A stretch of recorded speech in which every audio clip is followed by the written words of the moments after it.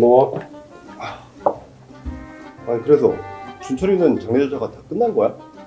뭐 아버님은 잘 보내드렸고 이제 재산 정리만 남았대. 재산이면 뭐 상속 같은 거? 그렇지. 근데 상속도 좀 복잡한 것 같더라고.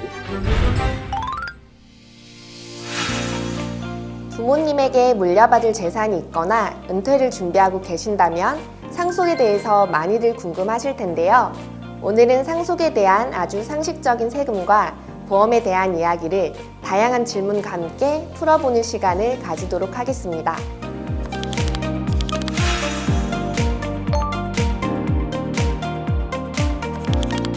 상속이란 사람의 사망으로 인한 재산상의 법률 관계를 상속인에게 포괄적으로 승계하는 것을 말합니다.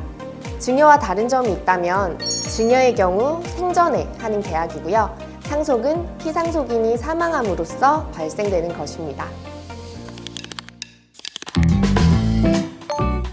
아니 근데 혹시 사망보험금에도 세금이 붙나? 야, 퇴직금에도 붙는다던데 당연히 붙겠지. 상속에도 이것저것 붙는 게 많구나. 하긴 그것도 돈이니까 세금이 붙겠네. 그치?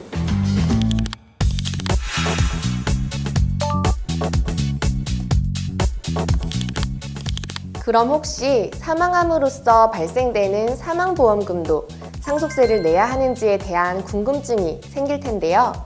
본래의 상속재산은 아니지만 경제적 실질이 피상속인의 사망으로 상속인이 받는 상속재산과 동일한 것이 있다면 간주상속재산이라 하여 세금이 발생됩니다.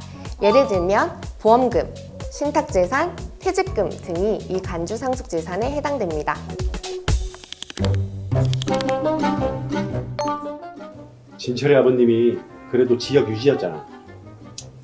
아마 세금 꽤 나올걸?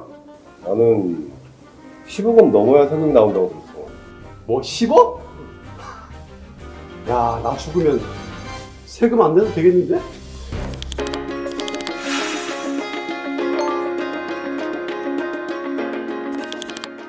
상속세를 계산하기 위해서는 상속공제에 대해서 알아두어야 합니다.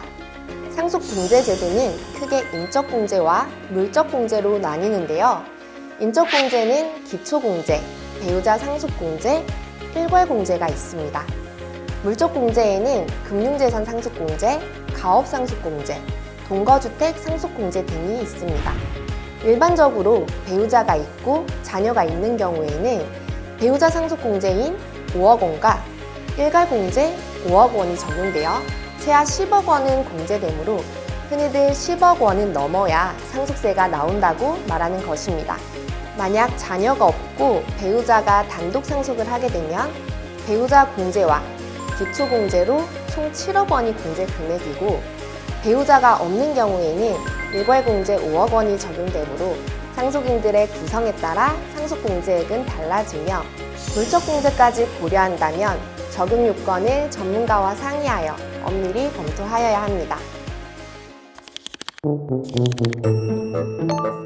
너도 보험 많이 들었잖아. 그것도 재산이야. 무시하면 안 돼. 보험? 아, 하긴 보험에서도 사망보험금 나오겠네. 사망보험금도 세금 줄이는 방법이 있을걸? 진짜? 아, 미리 알아봐야겠네. 애들한테 부담 안 주려면 절세는 필수지.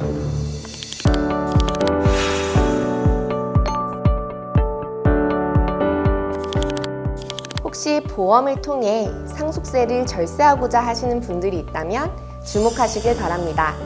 보험료를 납입한 자와 사망보험금을 수령한 자가 다를 때 상속세가 발생하게 됩니다. 바꿔 말해 보험료를 납입한 자와 보험금을 수령한 자가 일치한다면 부의 무상 이전이 아니기 때문에 사망보험금에도 상속세가 과세되지 않습니다.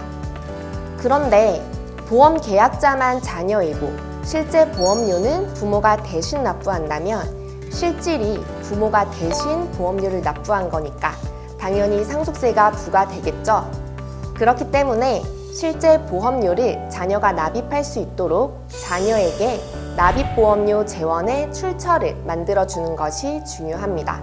자녀가 본인의 근로소득 또는 사업소득으로 본인의 보험료를 부담할 수도 있고 자녀에게 법인의 지분을 증여하고 배당소득을 만들어 준다던가 임대료가 나오는 부동산을 증여하고 임대소득을 만들어 줄 수도 있습니다.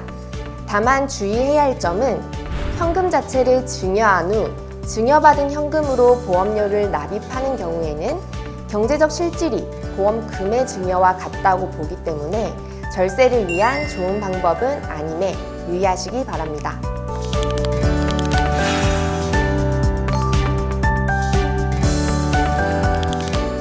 계약자가 사망하게 되면 보험의 계약자 변경이 이루어지게 됩니다.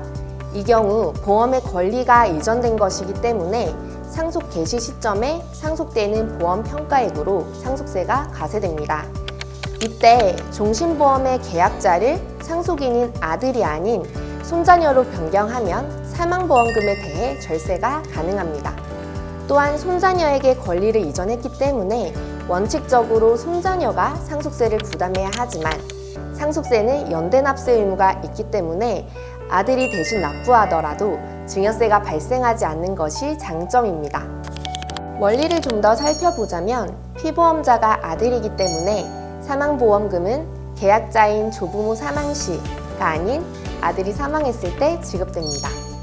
이때 수익자인 손자녀가 사망보험금을 수령하지만 조부모 사망 시 이미 상속세를 부담하였기 때문에 아들이 사망한 시점에는 납부할 상속세가 없게 되는 것입니다.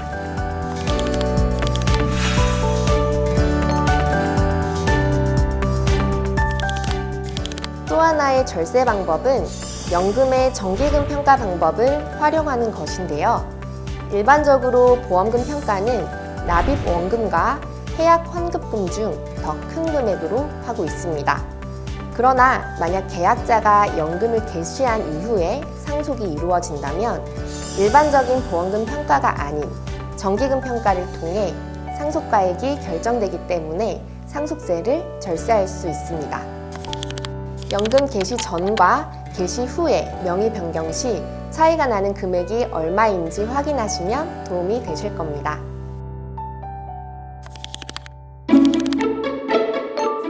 상속세 납부 제한 말할 때도 보험이 좋대. 야, 보험 많이 들어두기 진짜 잘했다. 재산이 많아도 나중에 상속세 낼 현금이 없으면 애들이 곤란하지. 야, 이 보험이란 게 진짜 알면 알수록 더 궁금한데?